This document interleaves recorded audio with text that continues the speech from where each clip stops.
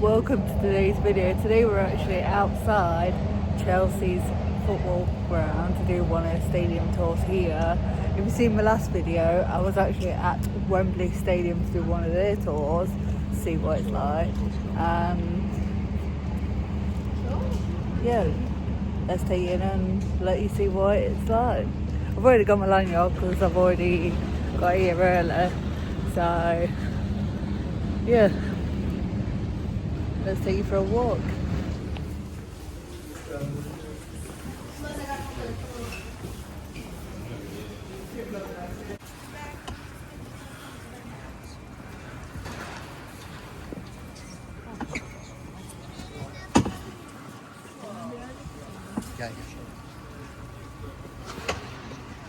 All right, everyone. Once again, welcome to Stamford Bridge.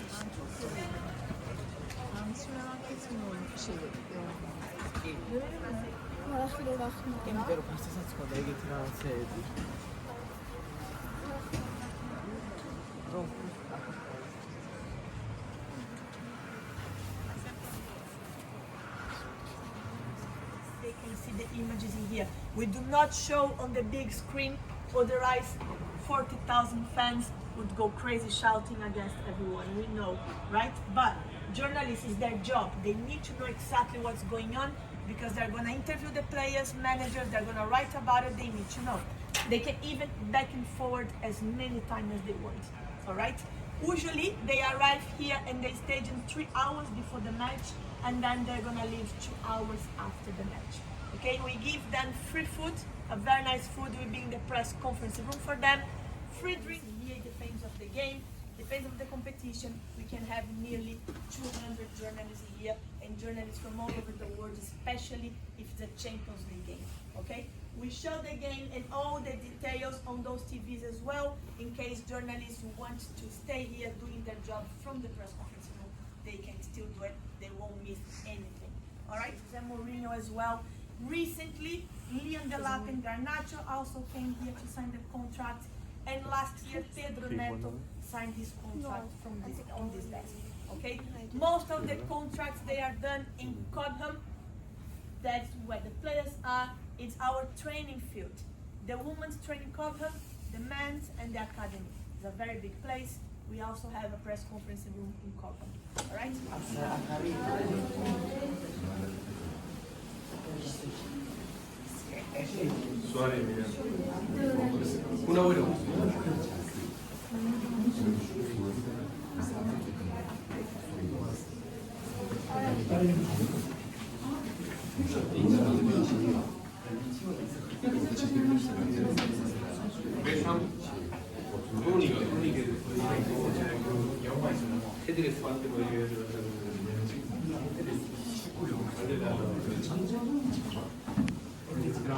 It's one of the best. Believe me or not, you're gonna find smaller than this one in England. We used to have a very small one, 23 years ago, more or less. Used to be half size. Only one shower and one toilet in the back. Not good at all. And Chelsea was losing quite often at that time. Our manager, Carlos Ranieri, at that time, he needed to improve Chelsea. So he took an advice from a sports psychologist who came here, and he said, to help your team to win, you need to improve the away dressing room. Because it's a very small place, for many people, men inside, they're focusing on the game because they're getting angry. And they're using this anger on the pitch. You need to make them relax, feel comfortable. This way, they won't be focusing on the game that much.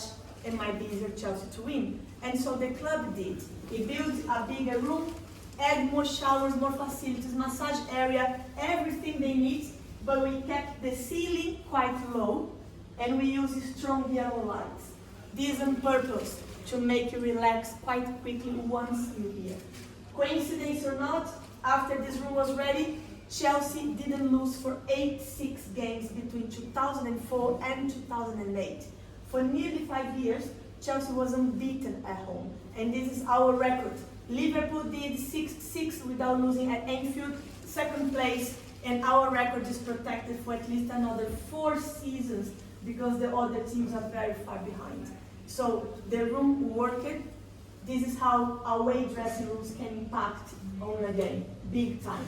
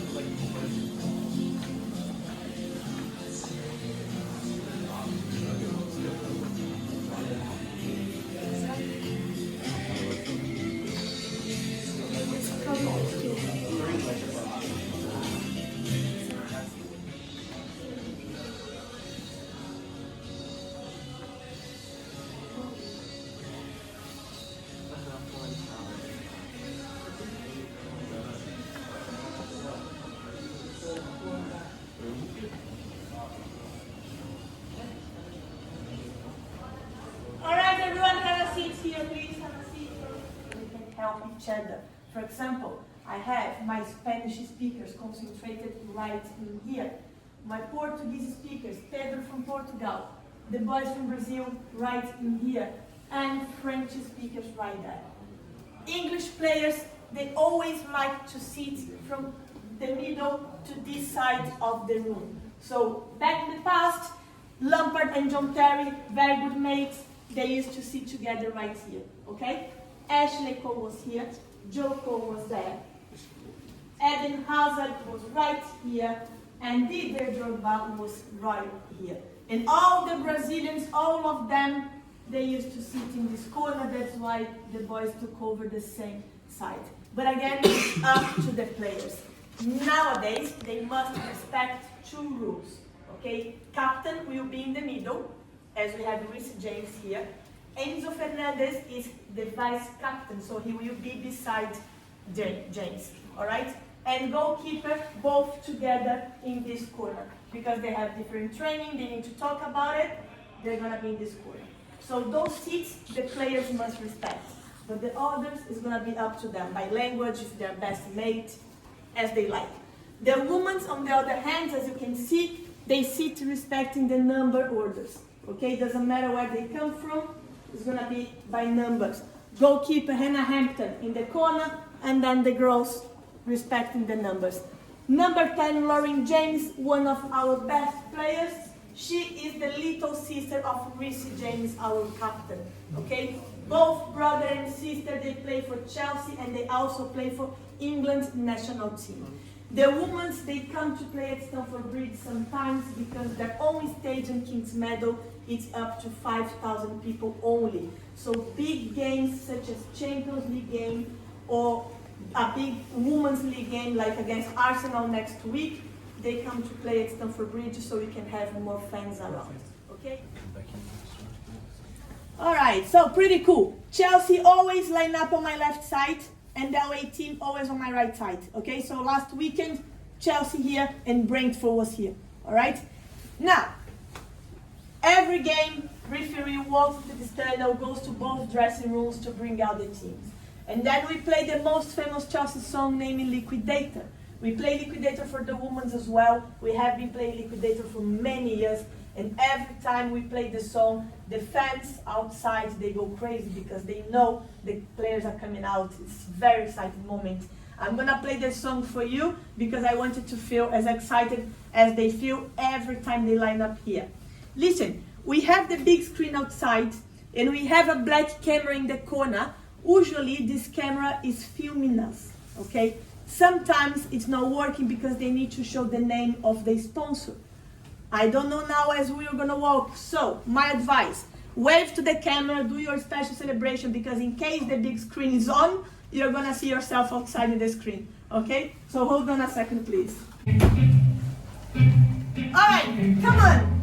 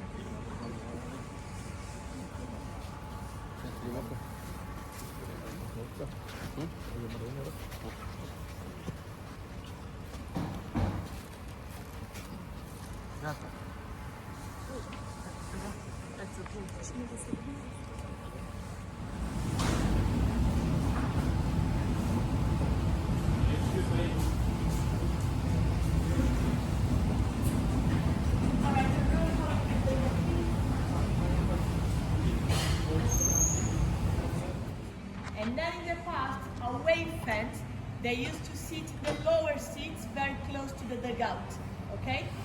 But when Jose Mourinho arrived in the club to be our manager in the early 2000s, he didn't like to have away fans very close to Chelsea players, of course, because they are shouting at them, they are booing him and everything. So he asked the club to remove away fans from the lower seats and to bring them up here. And the club said, yes, fair enough. The away fans ended up having the best in the house, in my opinion. And now they sit from that corner number 1 to the end of number 4. Okay, half of the shed is for away fans. In the top and in the bottom, 3,000 tickets. Okay, we must release 3,000 tickets for away fans. Premier League, 3,000 tickets. Carabao Cup, FA Cup, quarterfinals, semi-finals, big games. We may give them extra seats. They're going to occupy pretty much the whole stand. Champions League game as well. If it's a big moment, a big match, we're going to give them extra seats. But at least 3,000 we must release for away fans. All right? And of course, on a match day, we're going to have a net separating both sides, securities and stewards also. All right? Now, above us, security box. We have over 100 security cameras around the stadium, and from this box, securities have access to all of the cameras, to all of the images. They can see everything that happens in the stadium. Right there in the corner, in Matthew Harden, between number 15 and 16, you can see there's a big window. You can see the pink lights right there. That's the studio TV. On a match day, TV presenters are going to be right there inside. So it might be Sky Sports, it might be TNT Sports, ITV Sports, presenters right there inside. Radio and TV commentators, they're going to be up there in the east stand, very on the top, those last seats. And commentators from all over the world, okay, not only from England, they're going to be up there in the east stand. Television cameras, we have TV cameras in different spots, every corner, every stand you're going to have cameras, but the best images when you watch on TV comes from the cameras in the middle, above the press box, first level and second level. Also, FIFA camera. If you play FIFA and you play in Stamford Bridge, FIFA camera is also above the press box. All right? This corner here, where you can read the camera's way, can you see some seats behind the glass? Those seats are reserved for friends and families of Chelsea players. So if they want to bring someone, they will be sitting right there behind the glass. And that's why every time they score a goal, something like that, they run in that direction to celebrate because they can see that they love the one. And we have a camera right above, so you can see perfectly on TV. They are running to a specific corner because of that. Some of them, because of the name,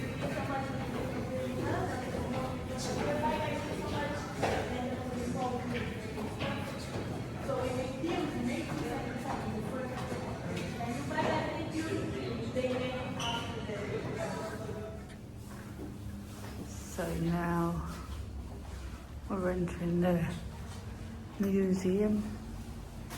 So you get to see all old pictures of players all the way through till maybe some of them are white, the current ones.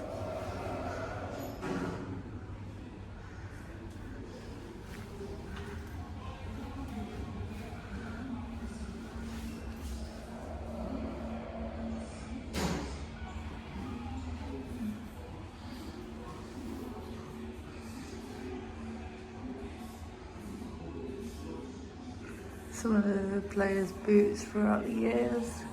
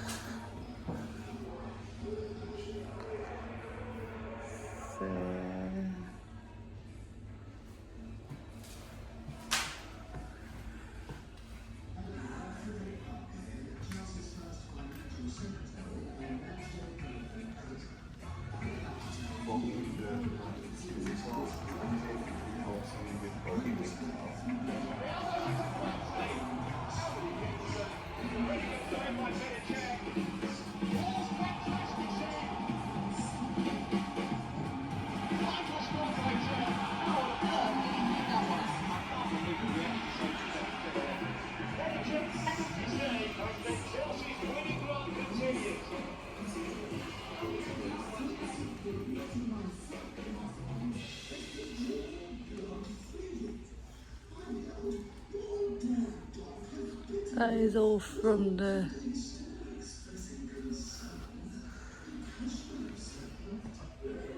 I'm not too sure, to be honest with you.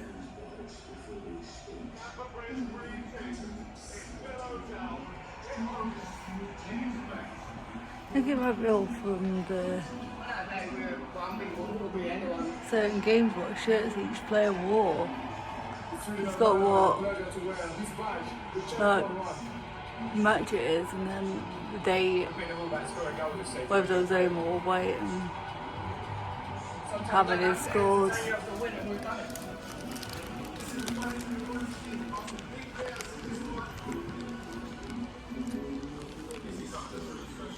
How many goals?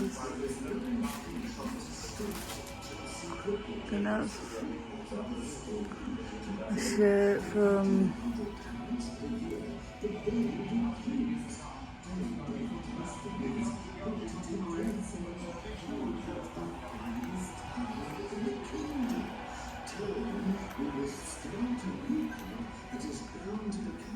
so 1971 and 1998.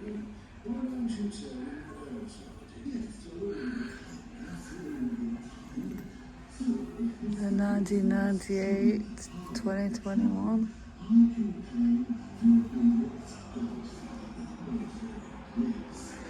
Why have you got an Arsenal shirt in a Chelsea football museum? I don't know. What the hell was that shirt?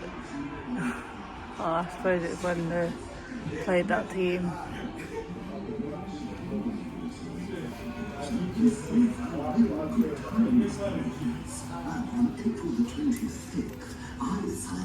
So that's what the stadium used to look like before they remodernised it. That's another picture of it as well.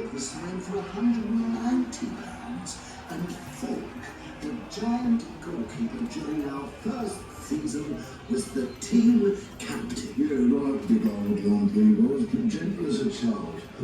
He's expensive as one too, no, it's not problem. Now, the rest of this fantastic story... That's Jackie Robertson, first ever manager of Chelsea. Now, hang on a minute, pal, that is really takes a biscuit. They're all different. All that history about this great club, but not a word about me. Yes, all right. You get to see different things. Gus Mears, he put up all the money. What? You say? Well, I've never been so disgusted by this.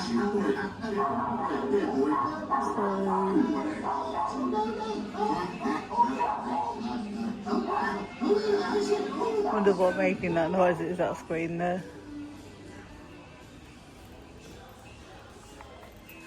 So Chelsea's arrival on the football Hello there, scene Frederick Parker here, Chelsea's first financial secretary and matchday programme editor. I'd like to tell you more about the beginnings of this great club. I was there from the beginning, and I'm I think that's the old stadium. The man who built it. Yes, quite. I met him one Sunday morning around November 1904 on the old athletics grounds recently purchased by The highest ever attendance for a Chelsea match was 82,905 back in 1935.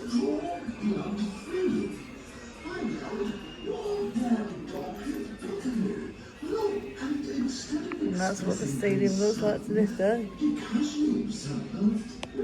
Scotch Terrier always bites before he speaks. Well, the utter absurdity of the remark struck me as so genuinely funny that I had to laugh. Now, the rest of this fantastic story of this great old team you can all discover around this museum. Back when Chelsea played Nottingham Forest. Imagine a football ticket costing up to £1.20 nowadays. I think they definitely need some new stadiums if that's the case. A very old club badge.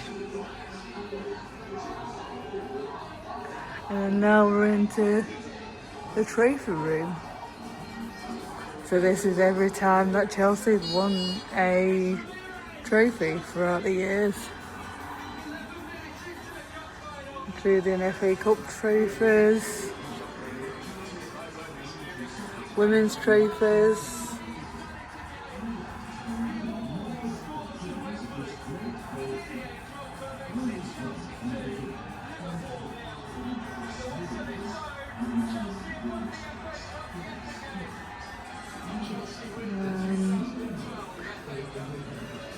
UEFA Super Cup, UEFA League Cup, UEFA Champions League Cup back in 2012. I don't know why. Oh, never mind.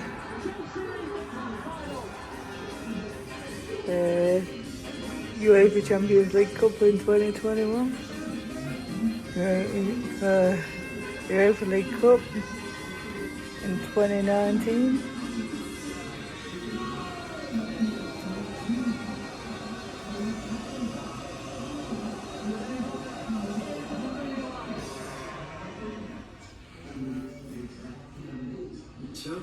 And of course, it's like every time they won the Premier League, the latest one,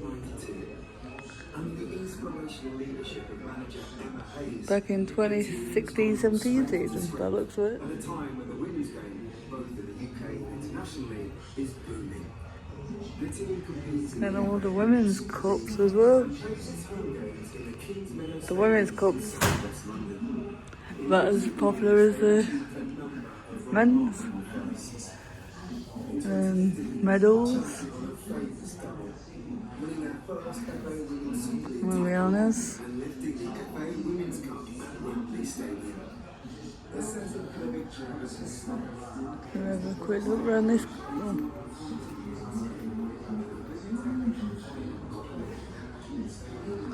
Football League Division 1. The old Division 1 in 1954 to 1955.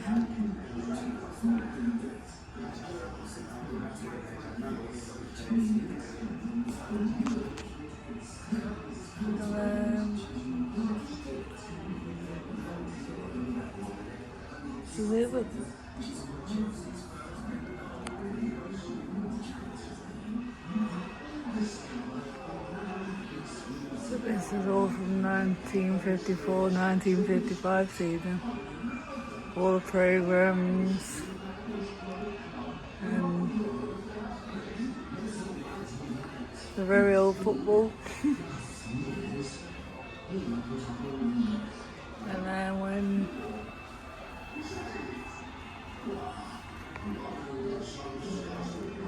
Chelsea won the Football League South Cup final during the war, apparently. And this gentleman,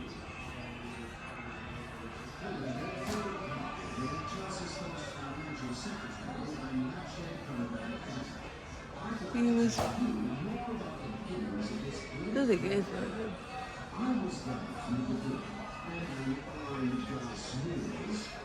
Yeah.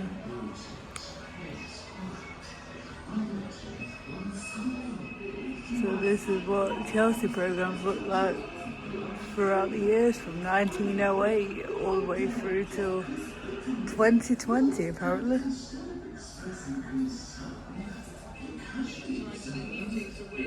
Wasn't so much in 2020 since COVID pandemic hit, but yeah. And oh blimey, very old VHS DVDs there.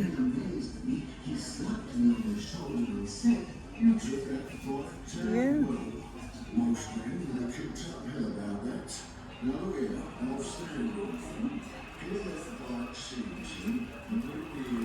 And these were all the shirts throughout the years.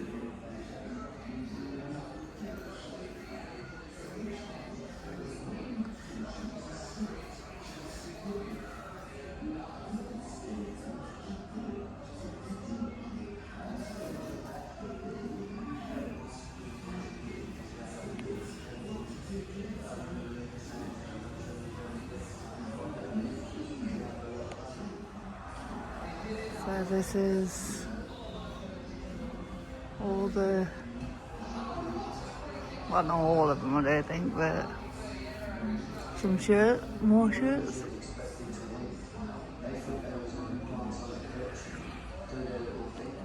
So this is all about Chelsea women's football team. And when they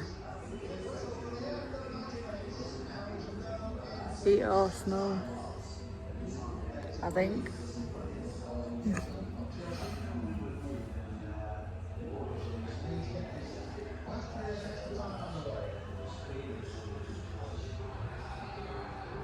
Keep seeing Notts County everywhere.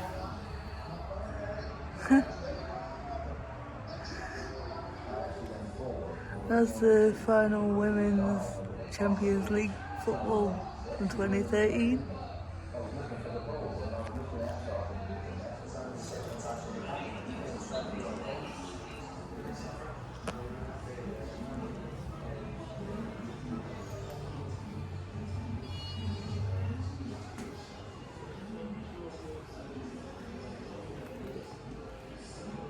All signed shirts.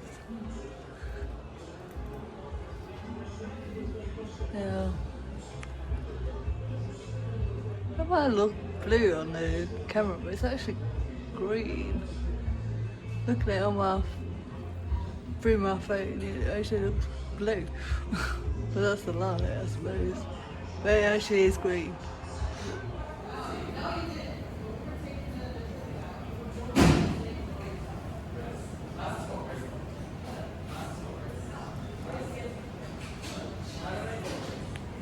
I also forgot to mention, for anybody that's not actually been to the stadium tour of Chelsea football ground before, you come through the security barriers and just follow the signs for the stadium tours and museums, shall I say, and that'll lead you straight to it.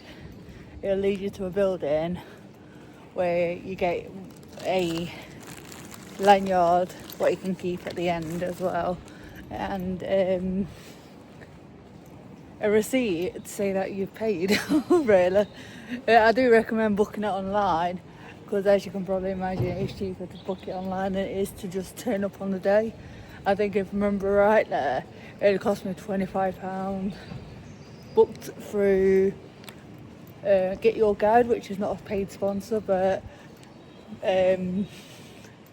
yeah. But looking at the board that they had inside the thing, if you just walked in and wanted to do the stadium tour, it'd be an extra £10, so it would be £35. Yeah.